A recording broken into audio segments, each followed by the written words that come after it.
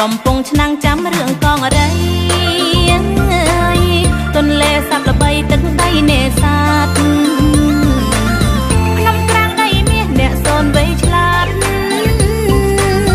សូនឆ្នាំងដីស្អាតតាំងពីដូនតាឥឡូវរឿងថ្មីដីកំពុងឆ្នាំ